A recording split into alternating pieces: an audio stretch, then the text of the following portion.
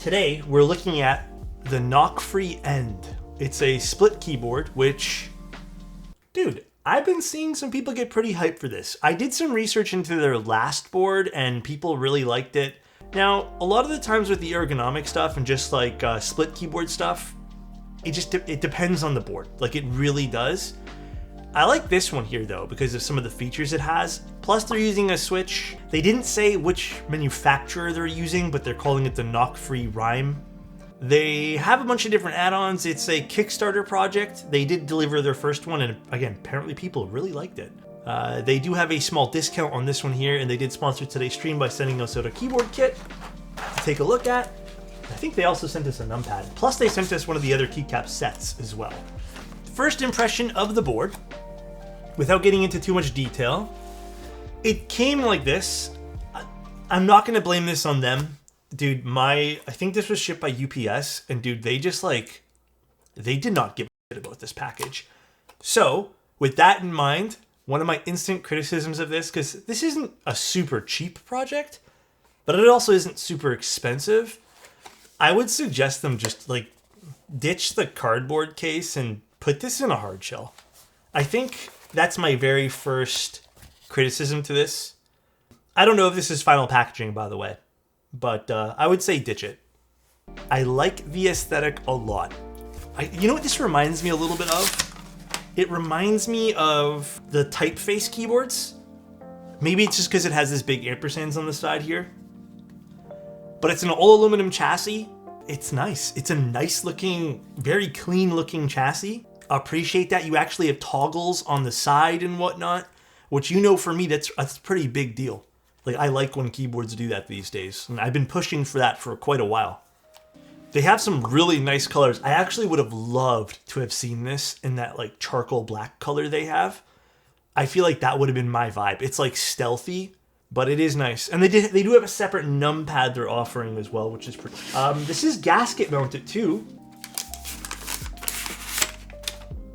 Actually, this is very handy, the numpad. But there's a tenting kit and a stand kit, which is pretty cool for this too, so that I really appreciate. The starting price for this keyboard is $239. Not bad. The regular price, because this is always that Kickstarter, you know, backer pledge thing, the normal price would be $350 US. Layout-wise, this is a 75%, kind of a non-exploded one, which, dude, I kind of like non-exploded 75s. I think, in a lot of ways, I really do. I swear I've mentioned that I like the non-exploded 75s. But yeah, pretty cool. Their keycaps are really nice on this too, I gotta admit.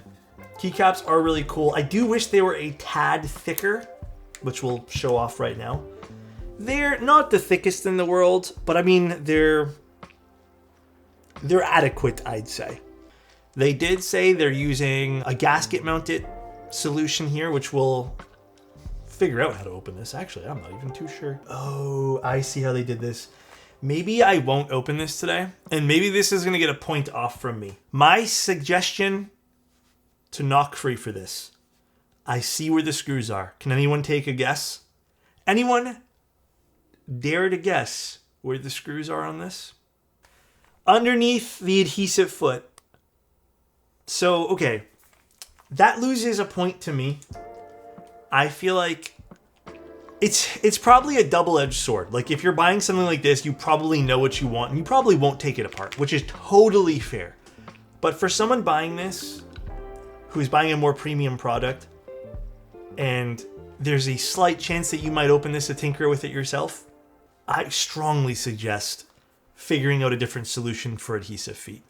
My suggestion to Nocfree, look at some of the various ways we've implemented screws and feet in the keyboard hobby. Whether it's press-in feet that cover the screw, even if you do want to use adhesive stuff, my suggestion to you will be kind of to follow what the Lily did. So the Lily, what it had screws, and then it would just have adhesives that go on the screw but still allow you to unscrew it. So it's kind of like a donut, basically.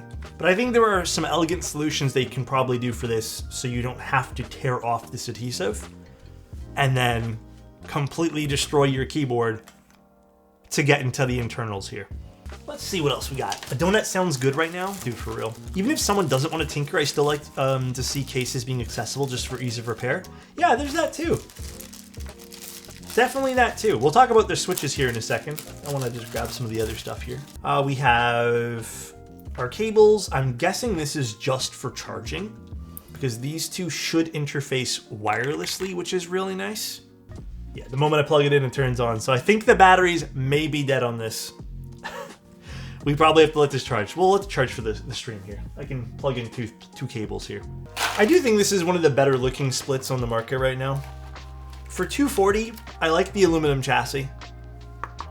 They did a good job with that. The gasketing, it does feel softer, and it does isolate it very well too. So I mean, the gasketing works. Not that it's difficult to screw that up, you know? Not that that's super difficult to screw up. Well, I don't think I can actually type on this yet.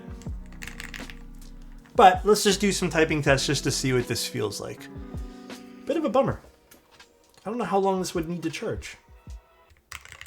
I'll do a few different styles of typing test here.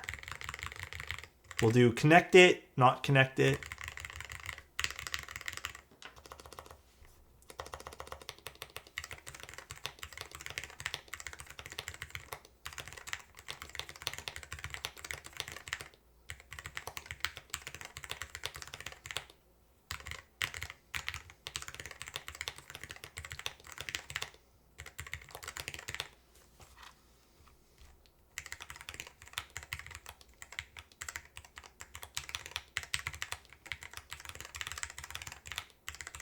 This is comfortable, actually. I'm smiling not actually too much at the sound. I still preferred the low-free for sound. This is comfortable the moment you separate it. It's been a little while since I've used a split keyboard, so this is nice. It's very like natural feeling. I like this a lot. I think it's the low profile aspect of it too, because the last low profile keyboard, sorry, the last split keyboard I used wasn't low profile.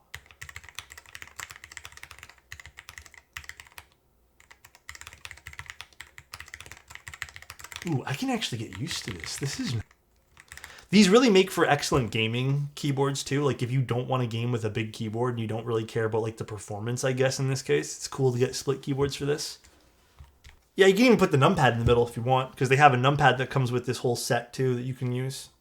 Ooh, okay, one complaint about the numpad that I'll make right now. The numpad, oh, okay. The toggle's more recessed in, and it's kind of hard to get your finger in there. Like, I think I have to use a tweezer. I feel like this is kind of an awkward one. Yeah, it's a bit of an awkward one to get your finger in there. It's too recessed in, more so than this. See how this is just slightly recessed versus the numpad? Bit of an awkward design here. 89, so 90 bucks for the numpad. Bit of a premium there. Was hoping this would be closer to like 60 or 70 US. Not bad for everything else. This is a little pricier than I'd like it to be. Not bad. Again, my standout fixes that I'd like to see. Not even a fix, rather. I think this is just from like I build a lot of keyboards and I appreciate when people do this. Remove the adhesive. Figure out a better way to have people access the screws, because I would have loved to take this apart today, but I also don't feel like peeling back the adhesives and damaging the board. Mainly because I don't know if I'm actually keeping this or not. So I don't want to damage this for the next person. But the fact that they're kind of just sitting there underneath adhesives is kind of bothersome. I don't love that. Sound-wise, I do think low-free makes better sounding low-profile keyboards. I loved the way their newest ones sounded. I had other issues with the low-free board, but I did like it more than this. This is still not a bad sounding board. It's very concise sounding still. I just liked the low-free more overall. It just had a bit more depth to it. Maybe the foamy sound signature just worked better for the low-profile board for me. On a positive note, it has a dongle area that you can hide. Love that. Think that's amazing. Two very easy to access off and on switches here, which is fantastic. Really appreciate that. Charging is on the side. They do have a right angle connector for people interested in that. So if you're charging these, you can just plug this in and do your thing. But yeah, pretty nice overall. The keycaps I feel like could be better quality. I would also like a hard shell case with this. I'd say at its retail price of what, $300 and something, it's kind of a no-brainer, like give me a hard shell case for that. I think the unexploded arrows give a nice uniform look. I think the non-exploded layout of this actually works a lot. It works so much for this. I kind of like it. Yeah, this is nice. But yeah, thanks again for Nocfree for letting us take a look at this today. I like looking at these fun little projects. These are cool. Thanks for tuning in today, everyone. Enjoy the rest of your nights. And if you guys liked the Nocfree, the low profile split over here, like I said, there are some downsides to this though. I feel like I haven't had a perfect project yet when it comes to some of these low profile things, but this is, I think, it might be my second favorite. All right, guys, enjoy the rest of your nights. See ya.